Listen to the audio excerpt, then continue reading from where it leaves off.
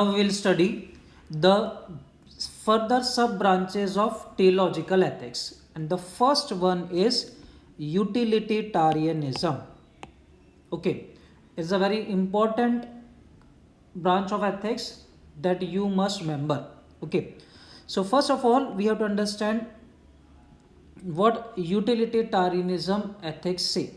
So, as per this theory, the action that produces the greatest good to the greatest number of people is ethical. Okay, so observe here clearly, it is a part of teleological ethics, which is a consequentialist approach. So it focuses on outcomes. So utilitarian also focuses on the outcome of the action. Now what is saying is that action is ethical, which will produce greatest good to the greatest number of people. So here the key term that we have to understand is the greatest number of people. It implies that here the word is not all people or everyone. Greatest good to everyone. This is not what theory is saying. Greatest good to greatest number. It implies that when you will act, there will be positive outcome, that is good. There will be positive outcome for a large number of people, greatest number of people, but there will be some people for which negative outcome will be there. Okay, so here understand that always you will have choices, and as per this theory you have to select that choice, that action which will produce greatest good to greatest number. So you have to just decide the cost benefit that is happening. We can simply say this is what utilitarian is saying. Okay, now from the example you will better understand this. If I take the example of Sardar Sarovar Dam, then it will be appropriate here. Why Sardar Sarovar Dam? Because in general term dam has many utility. So Sardar Sarovar Dam has also many utility. The first one being that hydroelectricity can be generated. Okay, and using that you can run your industry, your homes, etc, etc. Another one is that the water of Narmada river will be delivered to the field areas of Kutch region. That is, this water will help us the irrigation of arid area. It is an arid area of Kutch. Okay, so these are the benefits, although other benefits will also be there, but there are certain costs also. What are the costs? So when you construct a dam, reservoir gets created, and when reservoir gets created, the height of water increases, and a large part of area which is adjoining the river part gets inundated, that it gets permanently flooded. Okay, so what has happened in the Sardar Sarovar Dam case? Large number of villages becomes permanently inundated, that is, all the population has to be rehabilitated to the other areas. Okay, so here there were some people who were residing in villages, they are bearing the cost of this action, but on the other hand this dam will benefit a large number of farmers in the Kutch area. So here there is a trade-off, large number of people who will get benefit, but at the same time there is a cost, villages that had to be rehabilitated. Further, large part of forest has also got inundated, so there is a cost on environment also. So here we can say that we can justify this Sardar Sarovar Dam construction as an ethical action on the basis of utilitarian theory, because here what is happening, a greater good is happening to a greater number of people. Okay, so I hope you have understood the concept of utilitarianism. Now there are further two approaches to utilitarianism. It has also further two parts. The first one is act utilitarianism, and the second one is rule utilitarianism. Very simple cases are there.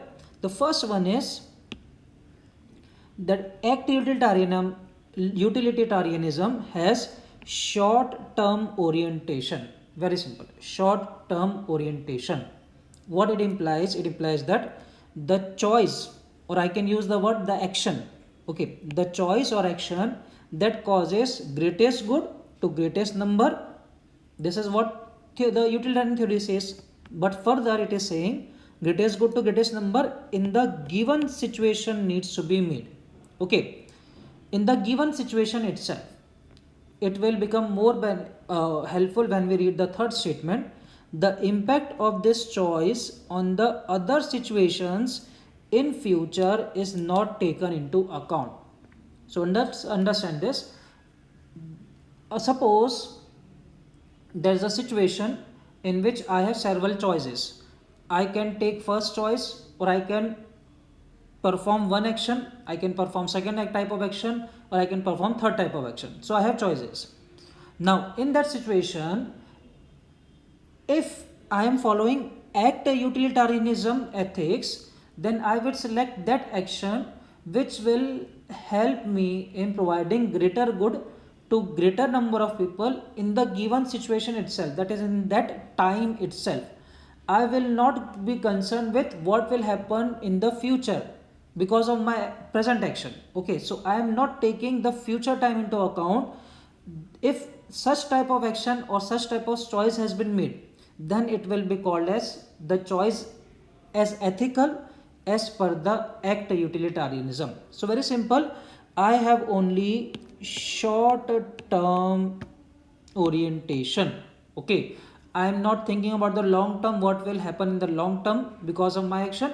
I am just saying in the present time, in the present time itself, by my choice greater good will happen. Okay, I do not know what will happen in the future. If I am following such type of action, then it is called as act utilitarianism. And the second one is rule utilitarianism. So exactly opposite of what act is saying. Very simple, it has long term orientation. It has long term orientation. Okay, so further we can say that the choice or action that causes greatest good to greatest number, not only in the given situation but also in the future time, or we can, I can say, but also future time needs to be made. So here we have to clearly understand that there are several choices in the present situation. Now I am selecting that action or that choice which will benefit not only in the present time but also in the future. So I have to understand that here in the present situation there might be a case that the greatest good cannot happen or may not happen in the present time, but it will happen in the future. This type of action will be called as ethical as per the rule utilitarianism. Okay, so again recapping, act utilitarianism is saying just focus on the present time and select that action that will serve greatest good to greatest number in the present time. But rule is saying no, you will not consider only the present time. You have to consider present time, but you have to consider the future consequences of your action also. Okay, so this is what the rule utilitarianism is saying. So I hope you have completely understood the first type of theory under theological part, which is utilitarianism. Okay, now we will move on to the second part, second type of theory, which is ethical egoism. Thank you.